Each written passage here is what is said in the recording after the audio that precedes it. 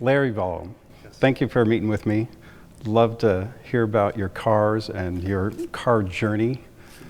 Take me back to your early years and how did you know you were a car guy? How did it start? My first car actually was Grandma's hand-me-down 307 Chevy Malibu, so full-on American iron kind of car in high school.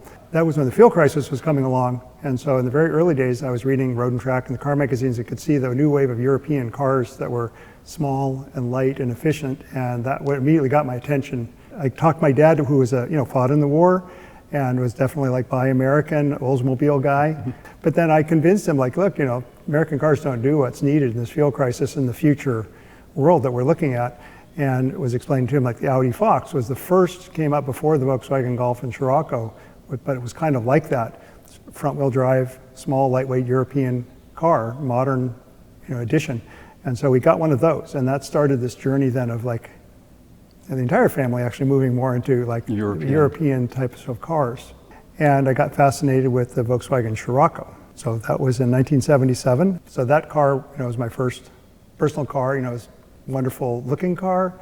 It was just the best thing, urban bomber-on car. Well, tell me a little bit about where the form and function meet together, because right. Cars are beautiful and they're technologically periods in time, and it seems like you have them approaching you at a lot of different angles. Right. I first went to Bob Bondurant School of High Performance Driving. So I learned, first thing about driving, because I was around driving enthusiasts, and also learned, you need to be trained in order to make any car go fast. So if you don't know what you're doing, the car's not going to do much. If you're a Formula One superstar, you probably can make any car go as fast as it will go, and you could say this is faster than that. But right now, they're all identical. And so it's a matter of who's driving. And that's what I learned early. So this is not an engineering thing, but to appreciate any car has to do with being able to understand and drive it. And so I've raced and taught all of my life ever since then. You've got 4 tires touching the ground. And if you have a big motor, small motor, whatever, it doesn't matter. There's just forces going through 4 points in the ground. If you know what you're doing and you do the right things at the right time and you use your tire patches properly, it doesn't matter if you're in a school bus or a Ferrari, you can still drive that vehicle effectively and safely and at its maximum potential. And so I've sort of stayed with that philosophy. And of course, as you get more skilled, you also learn how to drive, cars with more horsepower and more grip and all that kind of stuff. And then racing is different than just driving on the track, because there's the technical skill of passing and taking the start and how do you handle racecraft. So you need to know how to drive, and then you also need racecraft. Mostly it's that people just don't know what they're doing because they learn by doing, and no one told them really how things work. They don't need to know. You're going so slow on the street that it just doesn't matter how inefficient you are. Right. But if you start going a little faster or you drive on the track, then all of a sudden it's like, you don't have this margin for just doing anything you want and getting away with it. You need to know what you're doing and why you're doing it. And cars with more and more horsepower, of course, things happen very fast. And so you need to have a really good plan and good training to drive these cars. Well, that kind of takes me into one of the passions that you have, the rally cars. Right. Tell me a little bit about how you first saw that technology and what that meant to you and how that's evolved in your eyes. The car that got me going originally was the Renault R5 Turbo.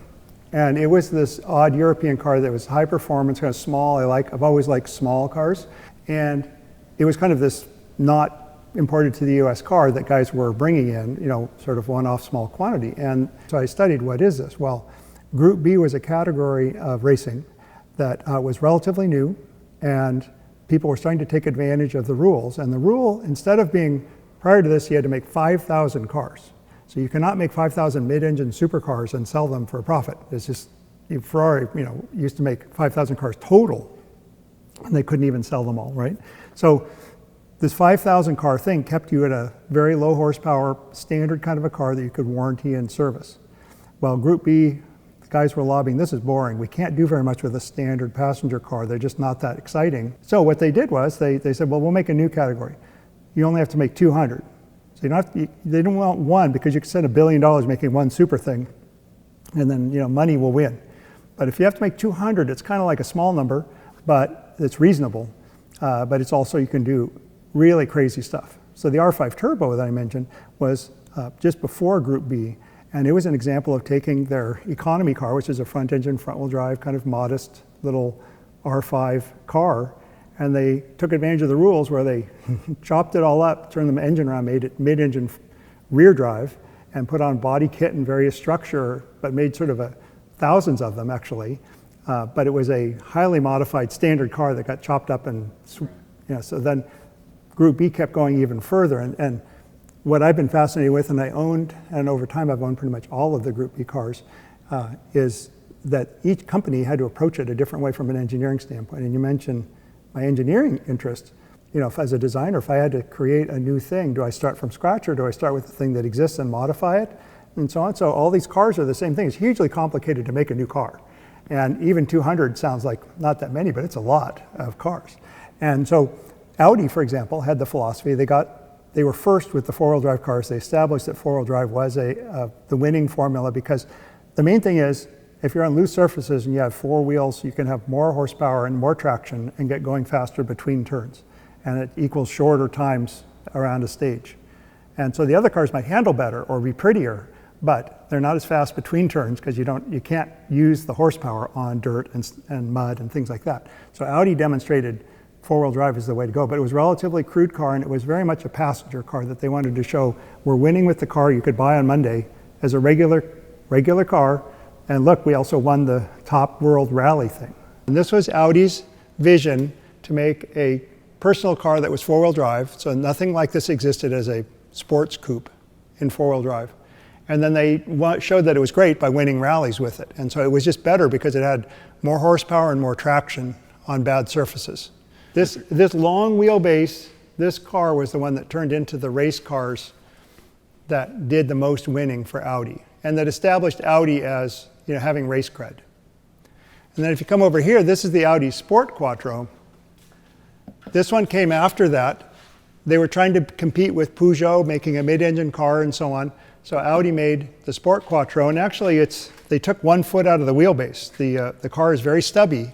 They wanted to make it more, handle better. And they still had a front engine, which in a way basically makes it difficult because it tends to understeer and have handling problems.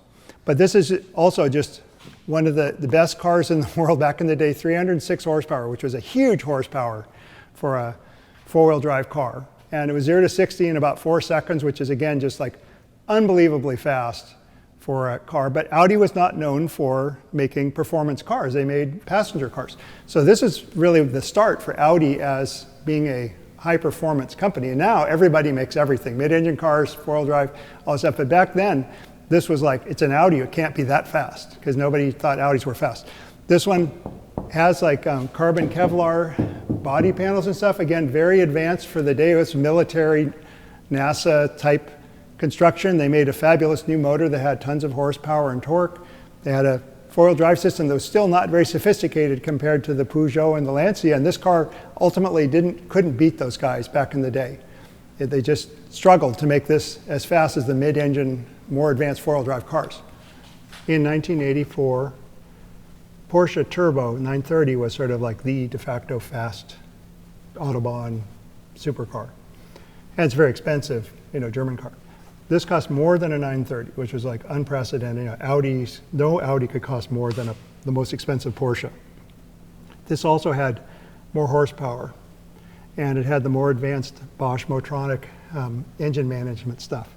And this big turbocharger had ABS brakes and four-wheel drive.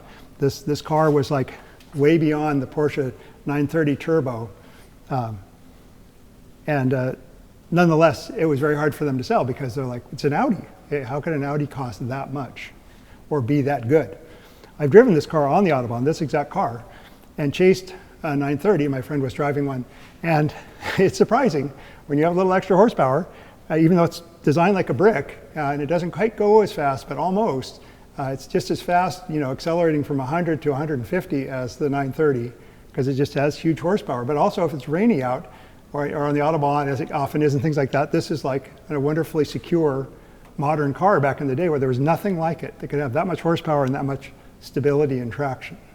Peugeot was the next one to come along and know that Audi was making this and say, we don't have to make just a production car. We can't get there with our standard cars. Is never going to be modified enough to beat Audi. They said, we have a regular car that we want to sell, but if we keep the profile and then make it mid-engine and four-wheel drive and very advanced and all this, this thing would be a fantastic race car that'll promote sales of our regular econo car. And that's what happened. They did wonderful. And they make a really advanced car. So mid-engine, the Audi was front engine, four-wheel drive, and a much more sophisticated four-wheel drive system, because four-wheel drive was brand new in terms of high performance. People had not developed high performance four-wheel drive cars. These were the prototypes for everything that's now driving around. 959 did not exist yet. This was the most sophisticated streetable car. It's the car that won in 1985 and 86. So it went out the last 2 years, the champion. And in 86, there were some accidents and they banned the entire group. So 87 and on, there was no more Group B ever. But those years of the heyday, Peugeot was really ruling the roost. Lancia also wanted to compete against Peugeot and Ford, Audi and all these guys. So they basically said, well, we don't have a standard car that will even be chopped up and work. So we're just going to make a tube frame race car with a plastic body that looks like the car that we want to promote. The Lancia Delta, which is what the S4 profile is based on. This car also was designed by Giuseppe Giugiaro. So you can see there, it's very much like a Scirocco or a Golf in a way, in terms of the crisp lines and some of the proportions and so on. And then the S4 is sort of the monster car that looks sort of vaguely like that, because it's a marketing thing. You go racing to make sales, but the structure it's just a tube frame funny car. That car basically was heavily competing with this car, Peugeot 205 Turbo 16, and they were head-to-head competitors. And then there were some crashes also with that car, and then the whole thing got canceled, so we'll never know which would have been better.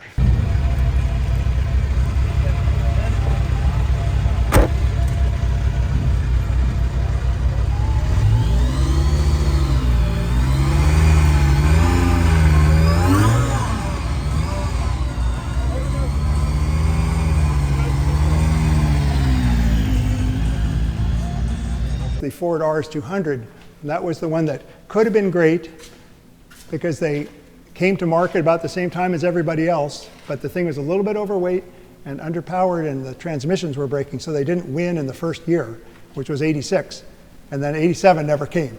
And so this car dynamically and technically could have been way more advanced than any of these other Group B cars. And this one they made 200 chassis, but they only put together 150 cars and the rest were kept for parts. And Peugeot, I think, made all 200. They made a little more than 200 of these cars, although these are highly sought after. And the Lancia, they were supposed to make 200, but being Italians, they made 80, is what history seems to indicate. Although there's no definitive history because nobody wants to really talk about it.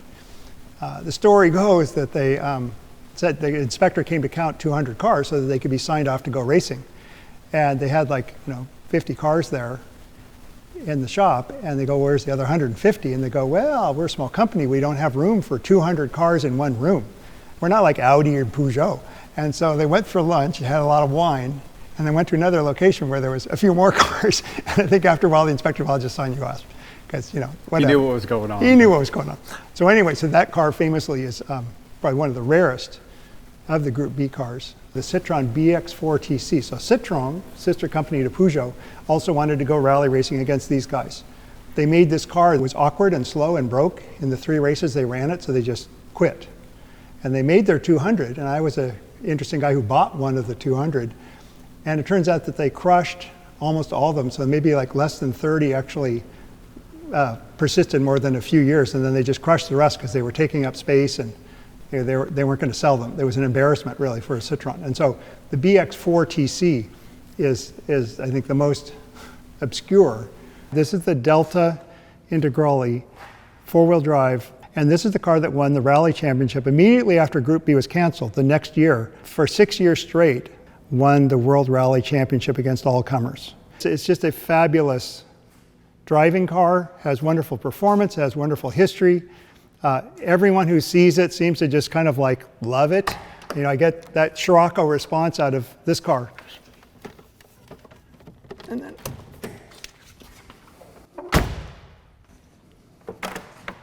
so this one is a 2-liter, 4-cylinder turbo, 220 horse or so, and the 4-wheel drive system. And so what Lancia did that Audi didn't do, they had a thing that came from their Jeep in the early days. That's how they started with 4-wheel drive. And Lancia was 1 year behind in their development of 4-wheel drive cars, but they already figured we need a better differential system. I mentioned differentials have a lot to do with how a car handles and puts down the power. And so they developed this car that's much more compact, which is great in rallying because sometimes you're running near a ditch or a tree. But if you have a big old monster, you kind of run out of road. So this is compact and sort of a tight driving package, and it has this excellent 4-wheel drive system that was immediately more advanced and better than the Audi's equivalent system. So it took others a while to catch up with their 4-wheel drive cars. And so for 6 years, this car dominated the next phase of rallying. And then the Mitsubishi there is quite special and beloved car. So after Group B, the Lancia was winning. And then after Lancia quit, other companies, including Subaru and Mitsubishi, started competing and winning. And this is a car I think that won in 1998, Mitsubishi Evo. And this is what's called the 6.5, the model. So this did not get brought to the US. And in fact, most of them were right-hand drive because they're Japanese-made car. And so it wasn't until the Evo 7, I think, where they started making a new chassis that was US legal. Now there's Mitsubishi Evos that can be bought in the US that are basically the same car. Factory stock Tribute. There's only a few hundred of these actually that are left-hand drive. And it was a tribute to the fact that Tommy Mäkinen, their driver, had won the previous year the World Championship. So they made the next year this sort of same graphic, tribute to the winning car from last year. Larry, tell me a little bit about the Porsche 959. Yeah. Well, I'm one of the few people who have them because they didn't make very many of them. And I've had this one since new, and that's also a little rare that somebody has cars like this for decades. Porsche was getting into trouble. They've been making the 911 since 1964. And by 1984, they were going to end of life. A 20-year run in one car was a lot. And so their plans were, we're just going to terminate that and start something else. Well, what is the something else? Well, they had started making these modern cars, front engine, front wheel drive, water cooled, all the things that a 911 was not. And that was their future car. And of course, they had to prove that it was still a Porsche and that you should want one. And a lot of the market was like, yeah, we don't know, where's my 911? So they were having an existential crisis, both fiscally, because they weren't selling a lot of stuff, everybody was down, and they didn't really know what their mission was and how to proceed into the future, in a way. And famously what happened is they hired a new guy to come in and look at, like, Porsche, here's our plans, what should we do, boss? And the guy said, no, you don't understand. If there's no 911, there's no Porsche. Porsche is 911. You cannot not have a 911. How do you guys not know that, right? And so that changed everything because they'd been like, well, we're planning to kill it. And we're a few years out and then it's just going to be gone. So they're just limping along. And there's a lot of stuff that was going on with cars is that the fuel crisis, so fuel economy, emissions, and crash standards were all accelerating every year, more and more requirements. And so the cars were getting slower and heavier because they're trying to keep up with the requirements. But they also had to figure out what car are we going to make that's the Porsche of the future. So what did they do? Well, they were developing the 924 to be the race car, performance car, because the 928 is very cool, but it's not a race car. And the guy said, we need the 911. Well, then they made a new motor, the Gen 3 motor for the 911 body, and from the Carrera from 1984 to 89 had a much better motor that was redesigned to have enough horsepower and emissions worthy and all that, but it's the same old body parts. And they soldiered on with that car, just selling them. And then they started working on the 959. Basically, this is the car where they decided to develop the future of Porsche 911. To me, this is the first of the modern cars. And I define modern meaning cars that use electronics to interpret your intention and try and make it so. If you think about older cars that have anti-lock brakes, which came along and was a big innovation and took a while for people to understand what is anti-lock brakes, why would I want it? But realize that if you just hammered the pedal, the system would interfere with what you said and say, well, we know what you mean. We will make it work as good as we can because we will take over. So it wasn't really a computer exactly, but it's something that is between you and what you said you want to do. But if you just floored it with a big horsepower car or whatever, you know, the car just went. And so all of these cars that are in here that are on the, you know, 200 to 300 horsepower range, that's, you know, if you floor it, nothing that dramatic happens. It's just not enough horsepower that the car will really get out of control quickly. But you get into 400, 500, 600, 800 horsepower, all these things, it's like, if you really know what you're doing and you floor it and you just pulled the throttle open, the thing is it's gonna be way too much. And so, well, how can we have 800 horsepower cars or more, 1400 horsepower cars now? Well, I'll tell you why. Because of this car. Because Porsche is the first company to basically say, and being German, I think they want to have positive control over how things are going to work out. With four-wheel drive, you can have a computer in there that is looking at each wheel speed, and it's determining with 3 different differentials that are computer controlled where any power would go. And you can imagine logically with a car, if you're driving straight ahead and the computer says put all the power to the left 2 wheels, the car will start turning. You don't have to turn the steering wheel to make a car turn. If the wheels go faster, the car will be turning. So you can imagine if the car is turning too much and they wanted to not turn that much, they could also change the power. So like no other car before that had 4-wheel drive, so you're controlling all of the wheels and all of the speeds of the wheels and the torques, and they could make it definitively handle the way they wanted. Where any other car before that, there was no computer that could really override your intention. So it was pretty much a test bed for all this technology in a tried and true car for them. Absolutely. So they had the motor, came from the 962 endurance cars where they'd win Le Mans, the famously high horsepower and great endurance. This actually started to bring water into the system. This actually has scoops and stuff because there's radiators up front. So water-cooled motor was a thing to get more horsepower. And then the 4-wheel drive system with the computer control could basically make the car handle the way they wanted it to. And then the body and the aerodynamics are very similar to the old car, and the fact that the shapes changed a little bit didn't really matter, because underneath it was a totally different car. And that new car was called the 964 that came out in basically 1990, and the Carrera 2 and 4, so they had a 4-wheel drive version of that. So it's still the old 911, but with brand new, this basic engineering underneath. This is a 1989 car, and I purchased it new, so I still have it. This is one of the specials and included a roll cage. Here, if I open the door, you can see that it's like, you know, leather covered roll cage. So this is a very Porsche thing.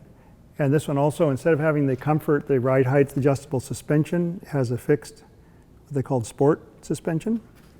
And then this particular one, also I operated at the factory with additional horsepower. There's sort of stage 2, factory stage 2 kit. And it's just a beautiful piece of engineering and sculpture.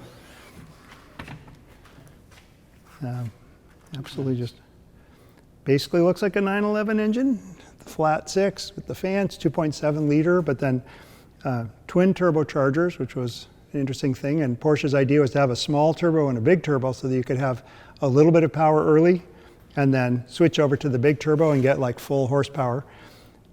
Porsche wanted to make something that grandma could drive, so the controls are not too heavy, the thing is not violent, it's not harsh.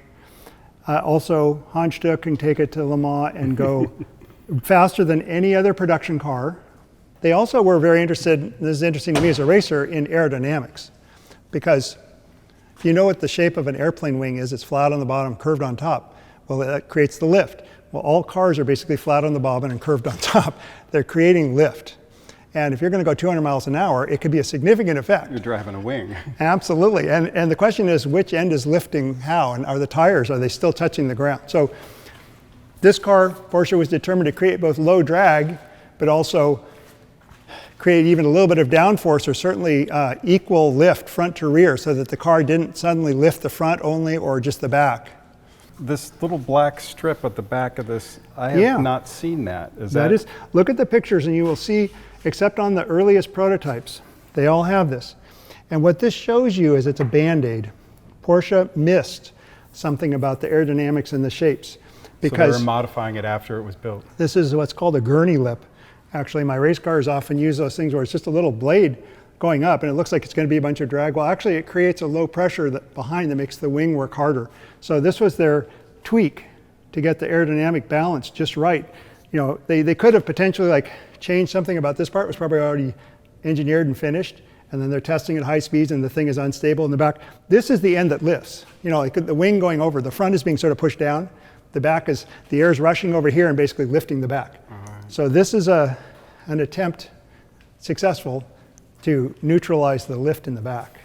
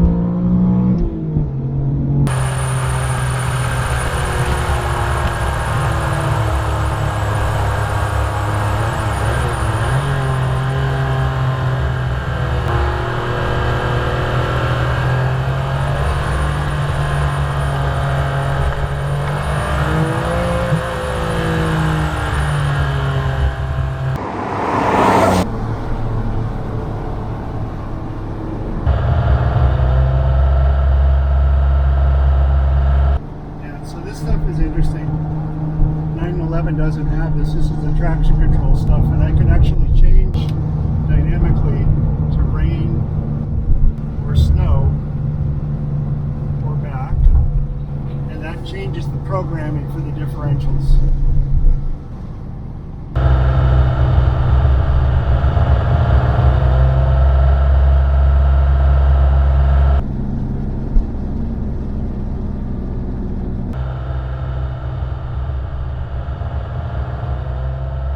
I've been to Canapa a couple times, and that seems to be the place everybody goes for upgrades that they do. What are those? So what Canapa did actually was say, well, for one thing, the turbo system is not that great because those turbos are 20 years old, and we have much better stuff now. And by the way, the emissions stuff we can fix by putting on our own, ignition and fuel injection system, and we'll just make it a better car. So he builds a whole exhaust system and has a whole ignition and injection system. Just revised the turbos and the whole thing, and so now he has 650 horsepower, so it makes this one very slow. They also realized this thing is capable of going 200 miles an hour. Cars like Ferraris that said we go 200 miles an hour, they didn't. They went 180 or so because they aerodynamically too much drag, all these problems. 180 is still very fast, and if something goes wrong, you're in trouble.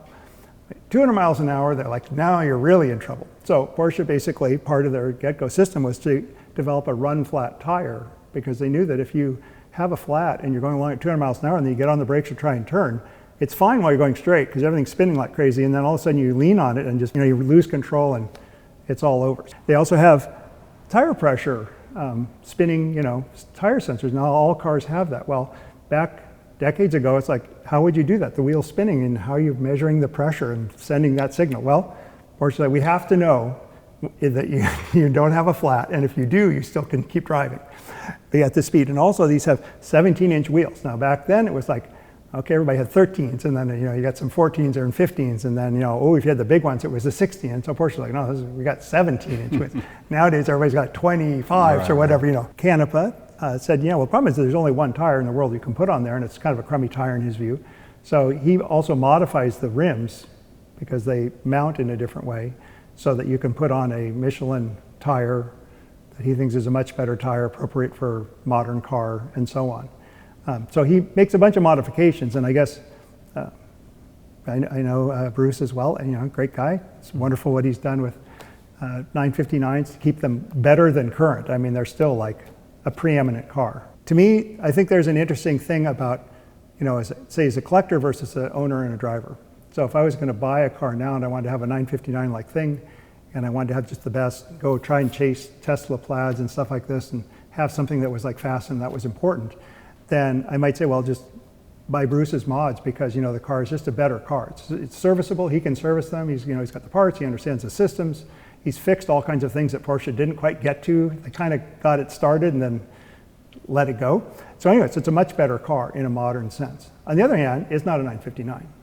Because, my cars are representative of my perspective on this, is that they are what they are. I don't need to hop up each one, even though each one could be changed. They could be modified, they could be faster. So what's the point though? It's like, faster than what? Why is it faster? Why does it matter, right? I'm interested in actually, this is what they did, and this is what it does. And if I want to go back in time warp to the mid-80s or mid-90s, I jump in this thing and it's like, oh, it's just fine. Larry, thank you for showing me your cars, and it's wonderful to see your collection. Well, it's my pleasure to share the cars with you, and also GroupB cars are unique. There's very few, so it's fun to actually see live ones, and also then what happened after that. I enjoy like sharing what I've learned about the cars.